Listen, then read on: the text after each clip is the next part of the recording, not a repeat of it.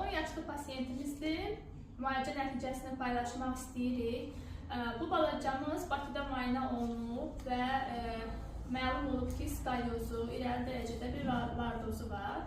Və müalicə üçün Gəncəyə yönləndiriblər ki, Gəncədə də gedib gələ bilərsiniz ən yaxın yer kimi. Pasiyentimiz isə bizə müraciət elədi və biz müalicəmizə başladıq. İkinci dərəcəli vardoz və birinci dərəcəli skalyozla müalicəmizi aldıq. 21 günü tamamlamışıq bugün və təkrar bir rentgen çəkdirdik. Çünki axırıncı rentgenimizi noyabrda çəkmişdik. Təkrar rentgendə baxdıq ki, artıq irəli dərəcə olan lardozumuz tamamilə yekunlaşıbdır. 40 bucağın altında olmalı, cəmi 43 bucaqdır. Skalyozumuz isə hətta ölçülməyəcək dərəcədə 3,3 bucağa qədər azalır.